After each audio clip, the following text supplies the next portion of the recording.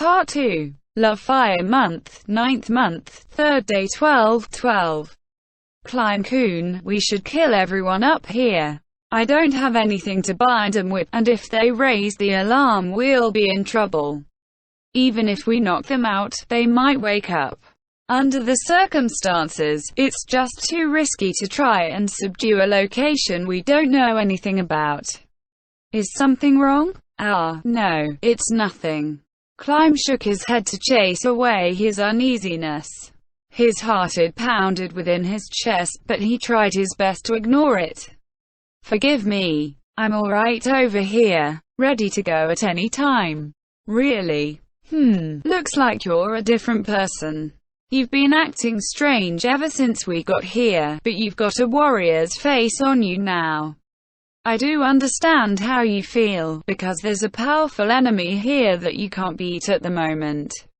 Still, don't worry. I'm here and so is Shiba-sama. Focus on staying alive to keep your spirits up. Brain patted Kugane on the back, then knocked on the door 4 times with the hand that was not holding his sword. Kugane clutched his weapon tightly as well. The sound of heavy footsteps came from behind the door. Then they heard the sound of locks disengaging, 3 to be precise. In the instant which the door opened, Kugane pulled it wide open, in accordance to the plan. Brain had already slashed his way in before the people inside could even cry out in surprise. There was the sound of a body being cut apart, followed by that of a heavy object hitting the ground. Kugane was a step behind Brain as he charged inside. He entered just in time to see Brain cut down his second man. There was one more person within the room, a man in leather armor and carrying a short sword. Kugane rushed him and closed the distance in an instant. Who the hell are you? The man stabbed at Kugane with his blade, but Kugane easily deflected it with his sword. After that, Kugane raised his sword high, and brought it down on the man from above. The man tried to block it with his dagger, but a mere short sword could not withstand a strike with Kugane's full weight behind it. Kugane's sword deflected the short sword away and his blade sank into the man's shoulder, carving through his larynx. The man cried out in pain as he collapsed to the ground, and Kugane could not believe the human body could contain that much blood. His opponent twitched and spasmed on the ground as he lay dying. After verifying the wound he had dealt was mortal, Kugane rushed deeper into the room, riding the flow of the battle while remaining alert. No enemies came out from hiding to meet him. He could hear Brain running up the stairs to the 2nd floor behind him. The furniture here was plain and ordinary. Kugane made sure there were no enemies here before moving on to the next room. A minute passed. Having checked their assigned floors and satisfied themselves that there were no other enemies, Kugane and Brain met at the entrance. I went over the 1st floor, but I didn't see any enemies. Same with the 2nd floor. They didn't even have beds there, so that means they don't live in this place. I'm sure of it, there has to be a secret passage leading to the place where they're staying. Did you find it? I'm pretty sure it's not on the 3rd floor. Nope, nothing like that. But if what you said is right, it ought to be on the 1st floor, Kugane. Kugane and Brain exchanged looks, and then looked inside the building. Kugane had not learned any thief skills, so he could not detect secret doors just by looking. If there had been some flour here, and they had the time, they might be able to thoroughly scatter it around to find the hidden passage. The flour particles would fall into the seams of the secret doors and make them easy to spot. However, they lacked both the flour and the time to scatter it. Therefore, Kugane produced the magic items from his waist pouch.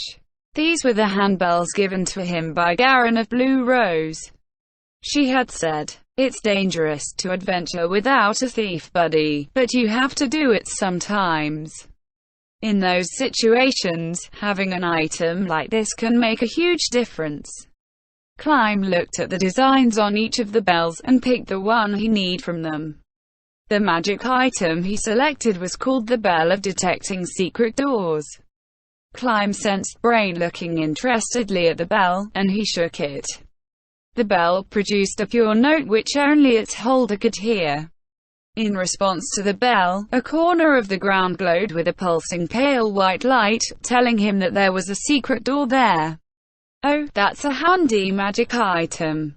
Mine all enhance myself. They're only useful in battle. But any warrior would obviously choose such items, right? A warrior, huh? Climb left Brain, who was smiling sadly to himself. He memorized the position of the hidden door and then he walked a circuit around the first floor. The effects of that magic item would only last for a short while, and he had to make the most of that time to search the area. However, after he had finished walking, no other place had reacted to the magic besides the place where he had started. After this, all they would have to do was open the secret door and pass through. However, Climb narrowed his eyes and looked at the door. Then he sighed, and reached for the 3 bells again. This bell had different patterns on it from the previous one. He shook it like the one before. A similar, but different chime filled the air. This was the bell of removing traps. It paid to be cautious. As a warrior, Climb could neither find nor disarm traps, and there was nothing he could do against their effects. Perhaps if he had a magic caster with him, he might be able to recover from poison or paralysis, but he and Brain were only 2 warriors. There were apparently some martial arts which could delay the effects of poison and the like for a while, but Climb had not learned them and neither did he have any antidote potions on him. He had to consider being poisoned to be a fatal condition. This magic item had a limited number of uses per day, but it would be better to use them without hesitation than risk falling for a trap. A heavy clank came from the secret door. Climb wedged the tip of his sword into the gap between the secret door and the floor and pried it up. The wooden flooring went up and fell back in the other direction. There was a crossbow fitted inside the door, a bolt fitted to the nocked string. Under the light of the lamp, its head gleamed with a strange sheen that was not metallic in nature. Climb shifted position and examined the crossbow. There was a very sticky liquid on the quarrel's tip, most likely poison of some sort. If he had opened the secret door thoughtlessly, the poison projectile would have been loosed at him. Climb breathed a quiet sigh of relief and then checked to see if he could take down the crossbow. However, it was securely fitted and could not be removed without tools. Climb decided to abandon that notion and looked beyond the secret door. A staircase extended downwards, but he could not see down its length thanks to the angle of his observation. Said staircase was buttressed with stone blocks and looked very solid. Then, what should we do? Should we wait here? I'm not too good with fighting indoors. I'd rather find a wide, open space to wait for the enemy to show up. When it comes to one-on-one combat, you'd have a better chance waiting for the enemy at the top of the stairs. However, if you ended up fighting here, I might not be able to hear you once I went further in. Besides, enemy reinforcements might show up, so we shouldn't try to hold this place. In that case, let's go in together. Yes. Thank you. I'll take point. Hang back a bit before following me. Understood. By the way, the trap disarming item I used just now can be activated 3 times a day, but it can't be used consecutively. I have to wait half an hour between uses. So we can't count on it for the time being. Understood. I'll be careful as I go. Let me know if you find anything. With that, Brain descended the stairs, and Climb followed with him. For safety's sake, Brain poked the stairs with his sword as he went down, advancing step by careful step. After they had gotten off the stairs, they found that the passage before them was dressed with tightly fitted stone, and the walls had also been reinforced with masonry. A door stood several meters ahead of them, and the surroundings were reinforced with steel plates. Brain did not think that an escape tunnel would be fitted with a trap more lethal than a crossbow, but he had heard of pitfall traps, which could take even heavily armored warriors out of the fight. Avoiding traps like those were an absolute top priority. While it was only a short distance, Brain still took his time and advanced cautiously. Eventually, they reached the door. Klein was waiting at the stairs, so as to avoid being caught up if something happened. Brain stabbed the door with his sword. After a few stabs, he made up his mind, grabbed the handle and turned. Then, he froze. As Klein began worrying something had happened to him, Brain turned back with a bitter expression on his face. He said, "It's locked." Obviously it was. Anyone would have expected that. Anything you can do about it? Otherwise I'll have to try and hack it down. Ah, yes. One moment, please. Klein took out the last of the 3 bells and shook it at the door. A faint click came from the door as the bell of opening locks took effect. Brain tried the handle, and cracked the door open just a little to observe the conditions within the room. "It's empty. I'm going in." Klein followed behind Brain as the latter made his entry. It was a hall of some sort. The walls were lined with cages and crates that could take human beings within them. Perhaps this was a storeroom. Still, it seemed too large to be one. The doors opposite them were not locked. Klein leaned in to listen and he could hear the sounds of a commotion in the distance. Brain looked back and asked Klein, "How's this place? It seems big enough to me. Although it means you'll have to face a bunch of people at once.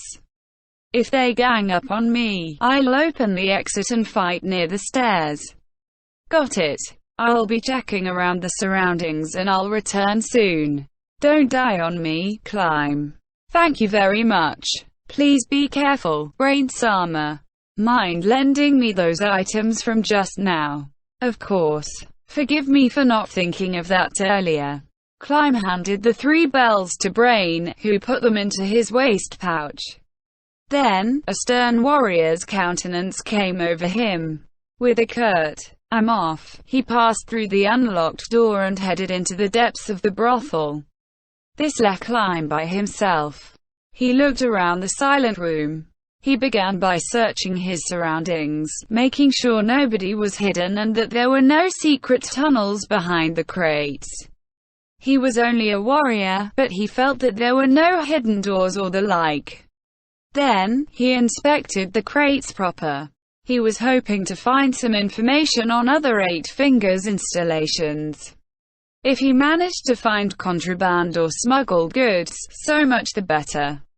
Of course, an in-depth investigation would have to wait for after they had taken control of this place, but before that, he ought to search as best as he could.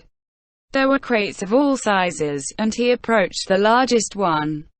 It looked to be about 2 meters tall. He checked the large crate for traps. Naturally, Klein had not spontaneously developed any detection abilities since just now, so all he could do was clumsily imitate what proper thieves did for a living. He placed his ear to the crate and listened. He did not think the crate would contain anything, but this was a secret society's domain, so he might be able to find something. It might also contain an illegally smuggled life form or something. But as he had expected, there was no sound. Klein reached out and tried to open the top of the crate. It did not open. He could not even budge it. He looked around for a crowbar or a poker, but his quick scan of the area revealed no tools of the sort. "There's nothing I can do." After that, he tried to open a crate that was roughly a cubic meter in size. That one opened easily enough. He looked inside and saw clothes of many colors and varieties. There was everything from ponchos to dresses fit for noble women. "What are these? Is there something hidden under these clothes? Doesn't look like it. Spare clothes, maybe? Or are they something like work clothes? Maid uniforms, maybe? What on earth could they be used for?" Klein had no idea of those clothes' purpose. He picked a piece up and looked closely at it, but it looked to be just another ordinary garment. If he wanted to link it to a crime, then at best it might have been stolen, but it did not constitute enough evidence to shut down this brothel. He could not figure it out, so he decided not to bother. After that, Klein moved on to another crate of similar size. Just then, a loud thud echoed through the room. That was impossible. He had searched the entire room and made sure that nobody was there. Just then, an idea flashed through his mind. Could it be that someone had been hiding in the room all along, using the invisibility spell to conceal themselves? Shocked by his own conclusion, Klein hurriedly looked to the source of the sound. It had come from the 2-meter crate from earlier, the one that he could not open. One side of it was pressed up against the wall, and the boards opposite it had opened up. This exposed the interior. It did not contain anything except 2 men. There was a hole in the back of the crate, opening up to a tunnel where there should have been a solid wall. It would seem the secret passage was linked to the crate. A man emerged from the crate just as Klein was stunned with shock. Cold sweat poured down Klein's back. One of them looked just like the man Sebas had described. That man was called Succulent. He was the biggest obstacle to this takeover operation, and the biggest prize of them all. He was a member of 6 Arms, whose prowess was comparable to those of adamantite-ranked adventurers.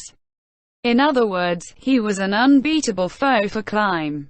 Succulent eased a blade out of its sheath as he looked at Klein, then narrowed his eyes and said, "We knew there were intruders from the alarm spell, and even took the secret passage to avoid meeting them. I guess we ought to make another one, huh? What point is there in saying that now?" The man behind him replied in a shrill voice. "Huh? Haven't I seen that boy somewhere before? Don't blame me for getting mad if you tell me you bedded him before, at a time like this. You're so mean, Succulent.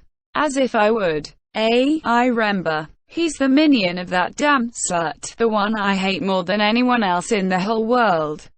"Oh, so he's the servant of that princess, then?" Succulent looked Klein over from head to toe. The man behind him had a revolting look of lust in his eyes. But Succulent seemed to be appraising Klein's strength as a warrior, much like how a serpent was sizing up its next meal to be swallowed whole. The man behind him licked his lips and asked, "I'd like to take that boy with me. Can you do it?" The hairs on Klein's back stood on end, and his anus itched. "So he's that kind of guy. That will cost extra." Succulent turned to face Klein, ignoring the latter's internal screaming. His stance exposed no weaknesses, and he seemed like an even more formidable obstacle to Klein now. Succulent suddenly stepped forward. The oncoming wave of pressure forced Klein to take one step back. When there was a massive disparity of strength between 2 opponents, their battle would not take long. However, Klein had to take on that arduous task.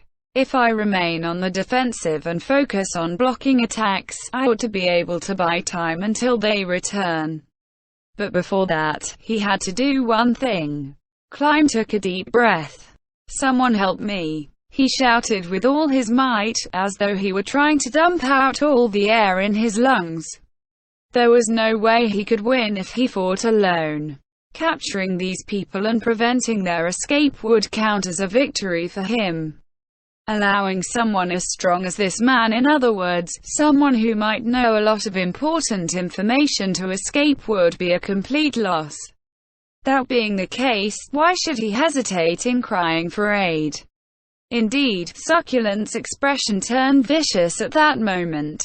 Now that Klein had done this, Succulent was in a race against the clock. In other words, he might end up pulling out all his trump cards early on. Klein continued to observe him, not daring to relax. Kokodolsan. Capturing him might be a bit difficult. I have to finish him off before his friends arrive. How could that be? Aren't you a member of 6 Arms? Can't you beat a measly little brat like this? Doesn't that disgrace the name of Illusion Devil? Now you've put me in a spot. Alright, I'll do my best. But please remember that our win condition is that you escape. No. Climb remained on his guard and eyed Succulent, trying to find the reason why he was called the Illusion Devil. If he had chosen that name himself, it would probably not be too dissimilar from his actual abilities. That being the case, he could probably discern said abilities by finding the reason for the name. Unfortunately, he could not tell anything from his foe's appearance and his equipment. Climb knew the odds were stacked against him, but gave a valorous shout to steel himself. I will hold this door. You will not pass so long as I still draw breath. We'll see about that. Seeing you beaten to the ground in a disgraceful heap ought to be proof enough. Succulent slowly raised his sword and took a stance. Huh? Climb questioned what his eyes had just told him. That blade seemed to flicker. He was not seeing things. The flickering vanished quickly enough, but Climb was certain of what he had just witnessed. Is that a martial art of some kind? That was probably the source of the moniker Illusion Devil. His foe had most likely used some kind of ability. He ought to be wary and remain alert. Succulent stepped into range and swung his sword. That movement did not look like an attack from an adamantite-ranked warrior. In fact, it looked sloppier than one of Climb's own strikes. He raised his blade in preparation to intercept the strike, then a chill not born of the air ran through him, and he hurriedly leaped aside. Pain suddenly blossomed on the other side of his body, and he was very nearly tossed away. Gwa! Climb stumbled back several steps and collided against the wall. He had no time to think about what had happened. Succulent was already in front of him. The blade swung like it had last time. Climb raised his sword to protect his head and threw himself to the left to flee the blow. His right upper arm was racked with agony. Climb recovered into a standing position after rolling away and thrust behind himself without thinking. His blade struck nothing but air. Now that he knew his foe was not going to pursue him, he looked back, clutching his right arm. He saw Succulent going for the door which led to the staircase, still mindful of Climb's movements. Climb ignored Succulent as he tried the door and looked at Crocodile. He guessed that Succulent would be hampered by the simple fact that he was here to protect Crocodile. His guess was right. Succulent stopped trying the door and put himself between Climb and Crocodile, clicking his tongue as he did. After that, he looked between Climb and the door, then looked back at Crocodile, his face twisted. Damn, I fell for it. Sorry, but I have to kill this little punk here. What are you talking about? If we keep this kid alive, we can use him to blackmail that little bitch, can't we? He tricked me. It's all because he was guarding the door. So declaring he would hold the line was a part of his plan. To think this punk would try to screw with my mind. Excellent. He took the bait. Looks like he doesn't know what's going on outside. Now they won't try to flee. Given that Crocodile had only one bodyguard, trying to flee while Climb could still fight was a foolish course of action. This was because they might end up being flanked if Climb had colleagues on top of the stairs. That was also why Succulent could not let Crocodile flee by himself until he had dealt with Climb. What rattled Succulent was the fact that Climb had loudly declared that he would defend the door, but he had then left it swiftly with the intention of attacking Crocodile. Now, Succulent was sure that there were ambushes waiting outside the door, prepared to launch a pincer attack to capture Crocodile. That certainty limited the tactical options he could consider. Right now, Succulent was probably thinking that he had to finish Climb off in order to escape safely. Of course, he was operating without knowledge of the conditions outside the door. Otherwise, he would have opened it and fled long ago. Climb had won this gamble, but he raised his sword in response to a sudden surge of killing intent. Climb grit his teeth against the pain which came from his side and his right upper arm. He might have broken several ribs, but fortunately he could still move. No, he would have been hacked to pieces by now if that pervert had not declared his desire for Climb's body. Even a chain shirt did not provide complete immunity to slashing attacks. Still, what was that weird move? Did he add another high-speed slash after his initial attack? Doesn't seem like it. Gazef's face flashed through Climb's mind. Gazef Stronov possessed a unique martial art, the sixfold slash of light, which allowed him to continuously attack a foe 6 times. Perhaps Succulent was using a weaker version of that, a twofold slash of light. If that were the case, then Succulent was probably using some sinister martial art, where his first strike was made at normal speed and then followed up by a lightning-fast second strike. Something's off here. If I can figure out the technique's secret, I should be able to deal with it. In any case, I'm at a disadvantage if I'm constantly on the defensive. Time to attack. Climb swallowed and began to run. His eyes shifted from Succulent to Crocodile. Succulent's face twisted miserably. Given that he's a bodyguard, he probably doesn't want anyone to make a move on his charge, even if it's just a feint. I'd feel the same as him, so I understand him pretty well. Climb closed in as he tried to apply his own experience to his foe. An illusion devil. If that's true, then maybe that move's a trap in itself. However, it's worth making sure. He closed in and cleaved downwards. As expected, the strike was easily deflected. He fought against the rebounded impact and swung down again. The blow was weak because he had not brought the sword up, but that was enough. Succulent deflected the strike again. Climb nodded in satisfaction and pulled away. It's an illusion, not a martial art. He had felt something strange when his sword had been deflected. It was as though his strike had bounced away before it had even made contact with the sword he could see. Your right arm's an illusion. The real arm and sword are invisible. In other words, what he thought he had blocked was an illusion. It was the invisible sword which had struck him. Succulent's face went blank, and he calmly replied, "Correct. This is just a combination of an invisibility and an illusion spell. I've trained as an illusionist and a fencer. Once you figure it out, it's not much of a trick, is it? Laugh it up if you want." How could he laugh at that? It seemed simple in principle, and he did wonder why he had not figured it out earlier. However, an invisible blade was a true terror in a life-or-death battle, where every hit might be the last. The illusion that he could see only added to the deception. I suppose I'm below you in raw fighting ability because I pursue 2 paths at once. However, Succulent's sword hand turned a full circle. But was that his real hand? For all he knew, he was watching an invisible arm, while the real hand had already taken out a dagger in preparation for a throw. Climb broke out in a cold sweat as he realized the fearsome power of illusions. Among the arcane magic caster vocations, illusionists can only use spells from the illusion school. Granted, some higher-tier spells can inflict damage so realistic that it can trick the brain into thinking it's dead. But I'm not that skilled. Sounds like a lie. There's no way to prove you're telling the truth. That's right. Succulent smiled.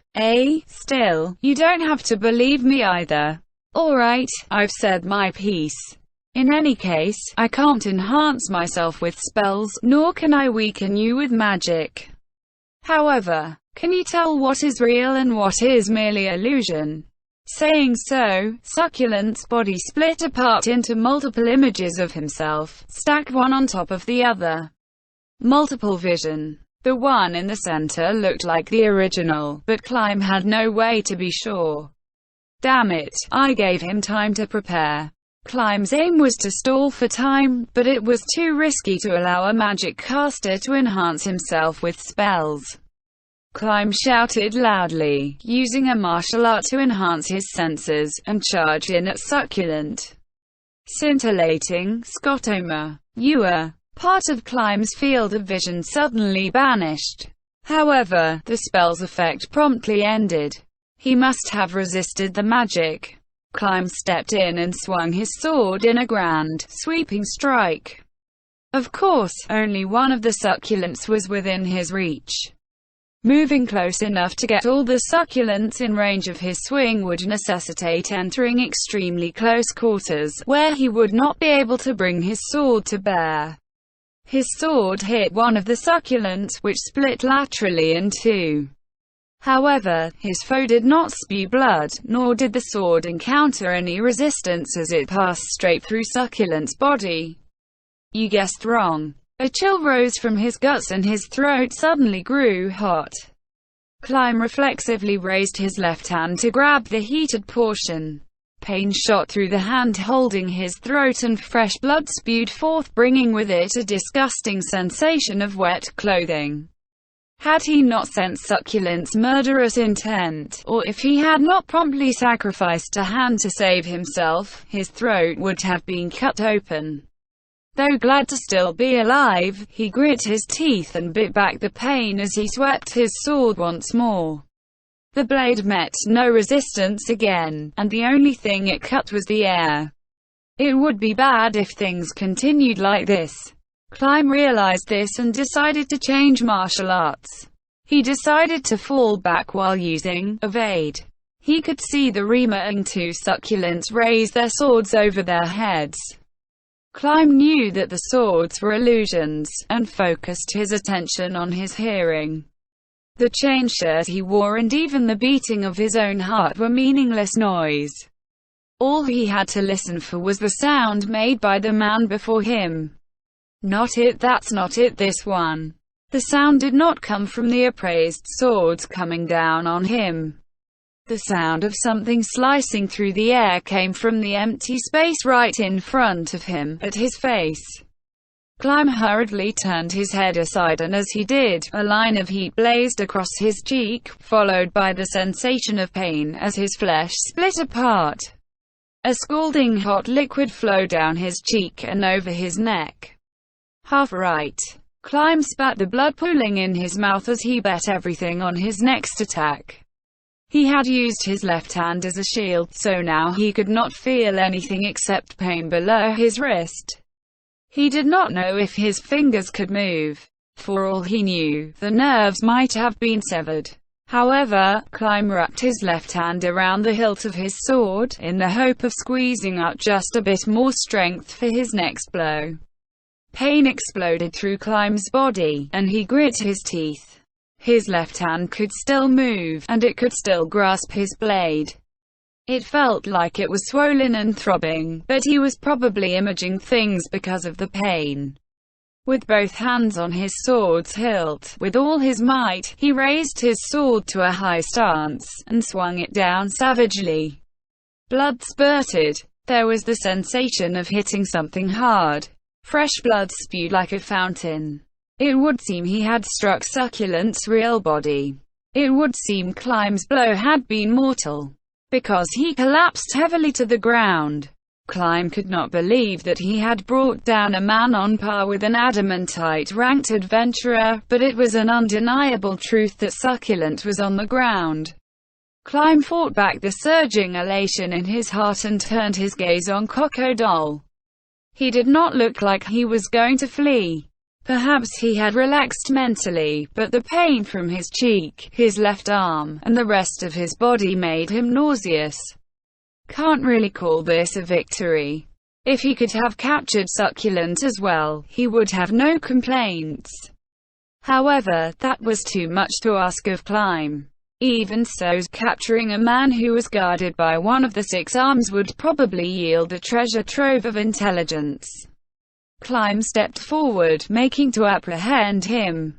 However, something about Crocodile's face made him suspicious. The man seemed too relaxed.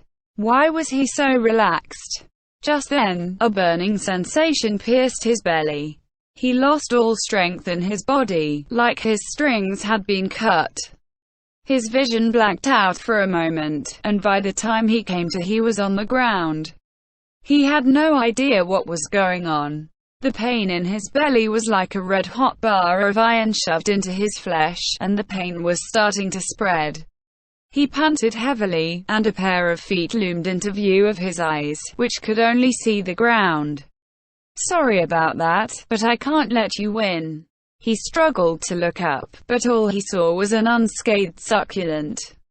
That was Fox Sleep, by the way. It's an illusion used after taking a wound. It hurt like hell, mind you. You must have thought you'd finish me off, didn't you? He moved his finger, tracing a line down his chest.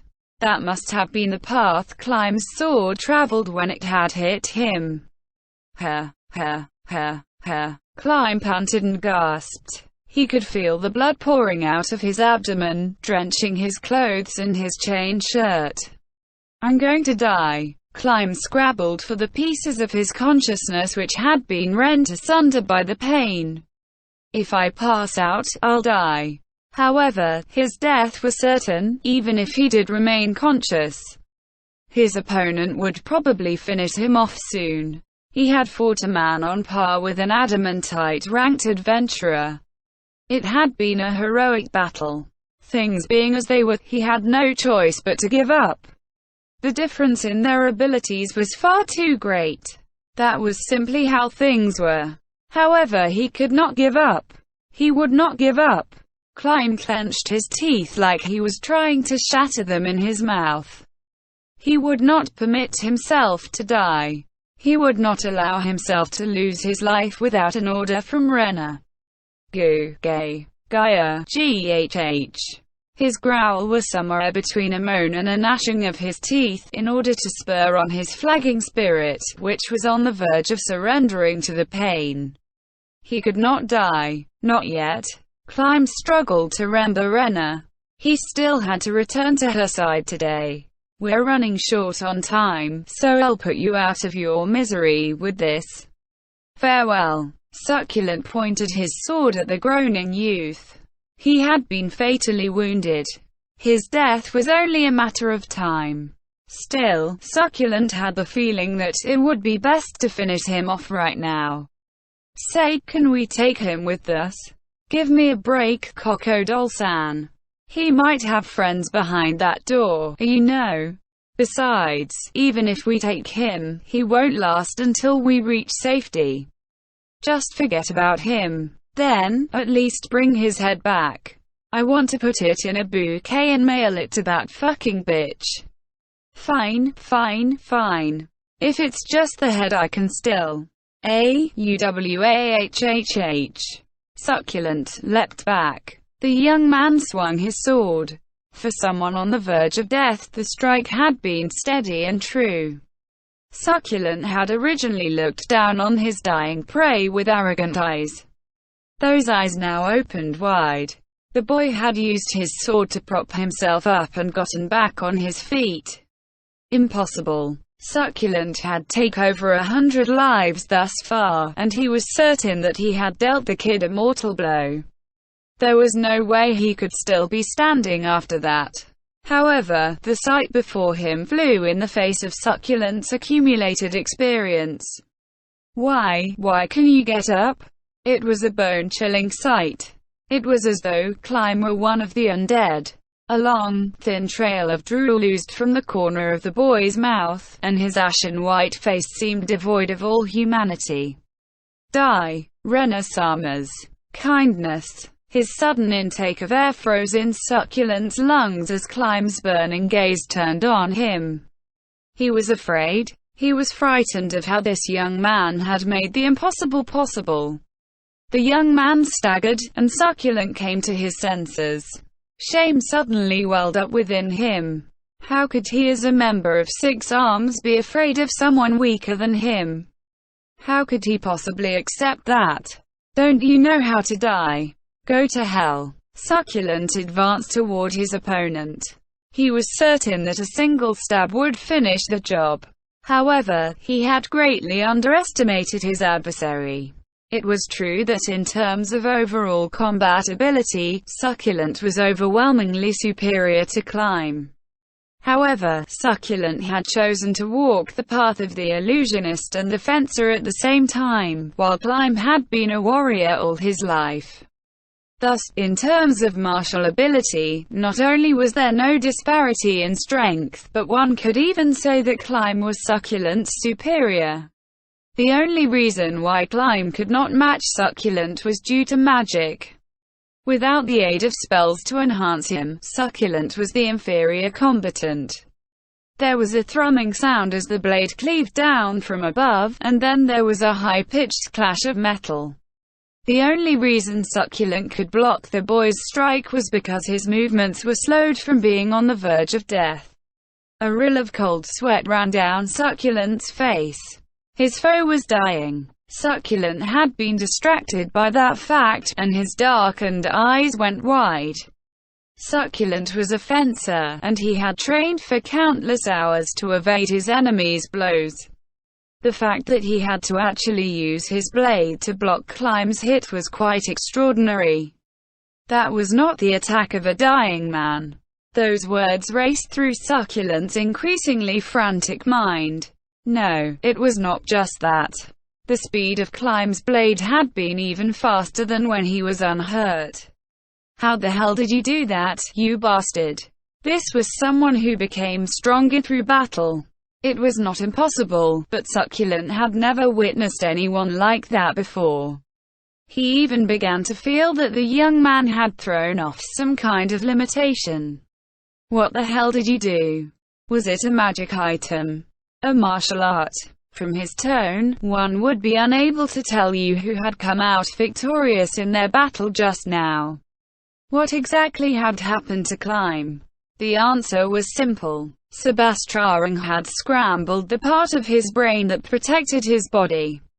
His sheer will to live overlapped with the vision of death which Sebastian had shown him. Thus, he had managed to remove the limits placed on his physical body by his brain, unlocking the power of the adrenaline surge. While that Charing had only allowed Climb to make a single attack, without that Charing, he would have died without the chance to do anything at all. After blocking that mighty blow, Succulent was thrown far back. The impact of his rough landing pierced through his back and churned his guts. While his orichalcum chain shirt absorbed some of the impact, it knocked the air from his lungs and left him unable to breathe for a moment. What had happened? Succulent, who had taken the blow, could not explain it, but Crocodile had been watching from the side and had seen everything. Succulent had been kicked. The boy had promptly kicked Succulent right after his downward chop had been blocked. Succulent had no idea what was going on, but he hurriedly rose to his feet. For fencers to whom mobility was their greatest asset, being prone on the ground was a death sentence. Damn it. What kind of a soldier are you? You even kicked me. Soldiers should stick to what they know and not try new tricks. Succulent cursed angrily as he rolled back into an upright position. Unlike the regimented combat curriculum of ordinary soldiers, Climb's down and dirty fighting style made Succulent feel like he was facing an adventurer. Thus, he could not be underestimated. Succulent started to worry. At first, he had thought that the fight was his to lose. Killing a punk like this should have been a piece of cake. However, he now felt that composure slipping away from him. However, as Succulent stood up, he saw the young man who had become a threat slump to the ground, and he breathed a sigh of relief. The youth's face looked terrible, as though the series of blows had snuffed out the flame of his life. No, that was exactly what had happened. This must have been a last burst of fire, like how candles would flare up before going out. Yes, that must have been the power he had used. Right now, that boy would die from the merest tap. As he saw Climb's condition, Succulent began to feel relieved, but that was soon replaced by confusion and anger. He was furious at the fact that someone like him, a member of Six Arms, had been so hard-pressed by a miserable little mook like Climb. He was angry at the fact that he had started to panic. Still, the victor was clear. All he had to do was kill the kid and run. However, don't you think you've done enough? It would seem he had made it in time, somehow. Climb was face down on the ground, his face covered in sweat, his skin so pale that it was practically white. Still, he was breathing. That said, the wound on his belly was fatal, and he would die within a few minutes if it was not immediately treated. Brain felt that he could not relax yet as he entered the room. There were two men inside. One of them did not look like a fighter. Don't pay any attention to that suspicious-looking guy, just kill him. If I do that, he'll charge up and kill me. This guy isn't like the punk from just now. I need to focus and concentrate to beat him. If I'm distracted or get careless, it'll be the end of me. The person who answered was Succulent. Brain knew exactly who the man was. He looked just like the description that had been supplied to him. Plus, the man was holding a blood-stained blade and he had a body double out. Brain had suspected him from the beginning, and his suspicions had just been confirmed. Without another word, Brain ran up, drew and slashed. There was no hesitation in his movements.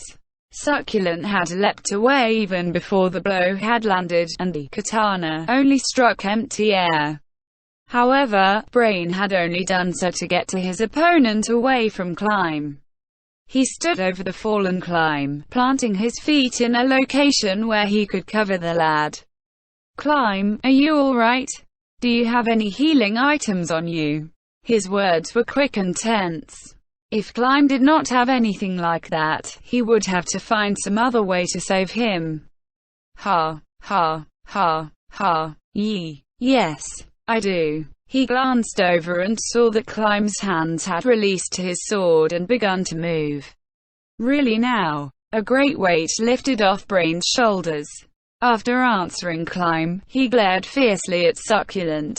I'll take you on next. Allow me to avenge that kid. You're pretty cocky, but that's only to be expected. To think you'd be carrying such a valuable weapon from the south. I don't think I've heard of anyone like you before. Mind telling me your name? He did not intend to answer. Climb was a comrade, a brother in arms.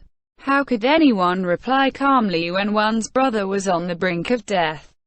Just then, a doubt blossomed in Brain's heart. Was I like that in the past? His old self had lived for nothing other than honing his swordplay. When had he cared about anything else? Then, he chuckled to himself. Oh, I get it now. His ambition, his dream, his goal, his life, his way of living, all of them had been shattered beyond recovery by the monster called Shaltir Bloodvatlen. And the cracks in his heart which had appeared had then been filled by the person called Climb. When faced with the vicious bloodlust from the mysterious Seba's, Brain had been driven to his knees, but Climb, no weaker than him, had endured through it. It was then, when Brain was filled with admiration, that Climb had worked his way into Brain's heart. That was because Brain had seen a spark of manly radiance within Climb that he himself had lacked. He stood before Climb, locking eyes with Succulent. Did Climb now see in Brain's back the same determination that Brain had seen in Climb's? His old self would have laughed at this. His old self would have laughed at how weak he had become. In the past, he had believed that these things were nothing more than weaknesses to a warrior. He had believed that all a warrior need was to be as sharp as a sword. However, he understood now. So that was how you viewed life. I see, Gazef. It seems that even now, I'm still no match for you. Didn't you hear me? I'm asking you again, could you tell me your name? Forgive me. While I feel there's no point in telling you, well, I am Brain Unglaus. Succulent's eyes widened into saucers. What? You mean that? No way. The man himself? Are you kidding me? No, I don't think it's a mistake, Kokodol-san. Valuable weapons indicate a warrior's level. A katana like that certainly suits someone like him. A wry grin crossed Brain's face. More than half the people I've met recognized me. Well, my old self would have been proud. Right now, it's a little more complicated. Brain had no idea why Succulent was smiling at him so companionably. However, his doubts were soon answered. I say, Unglaus, there's no point in us fighting, is there? Someone strong like you is worthy of joining up. Why not become one of us? You could easily become a member of Six Arms with strength like yours. It's plainly obvious how skilled you are. You're just like me, aren't you? You want to become strong. I can tell by looking in your eyes. You do have it at that. Right. Then let me tell you. 8 Fingers is a pretty good place. It's great for those who are strong. They'll give you all the magic items you want, as powerful as you like. Look at this orichalcum chain shirt. This mithril sword. These rings. These clothes. These boots. They're all magic items. Come, Brain Unglaus. Join us. Join the Six Arms. Worthless.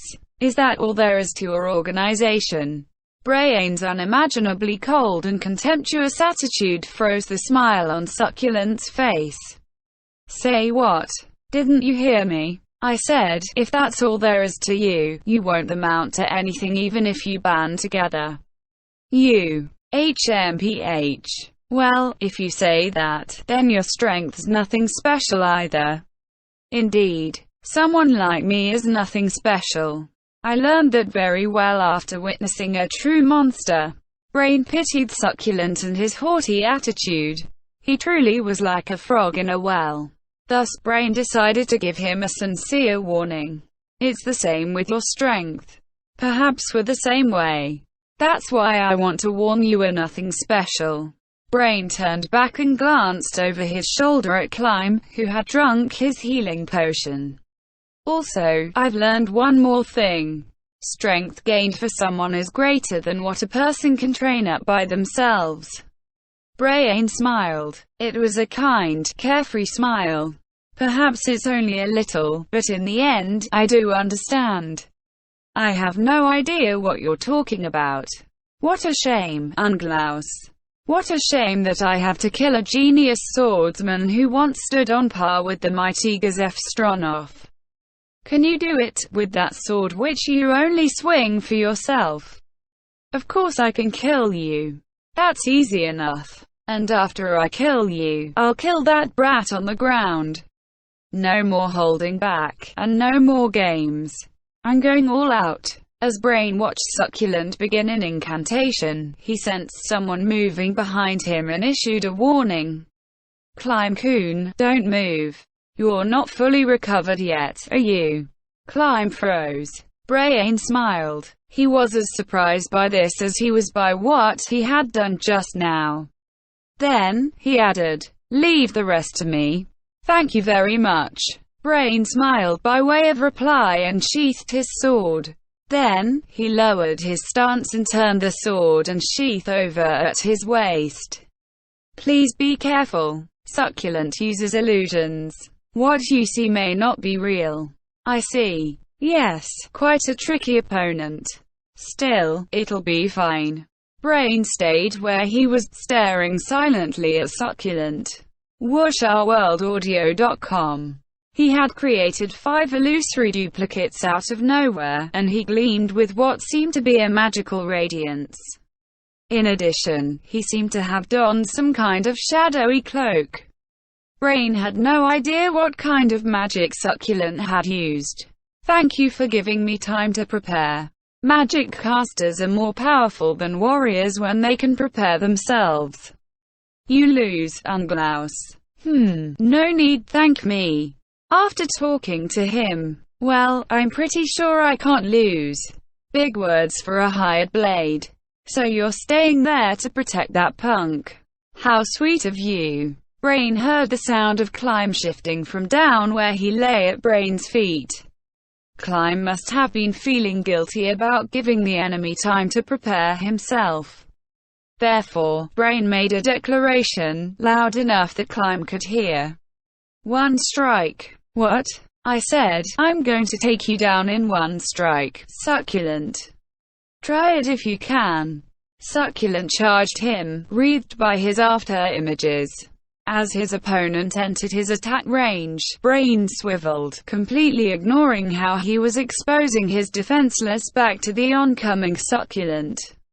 And then with Climb in between, Brain drew with incredible speed and cut at the empty air.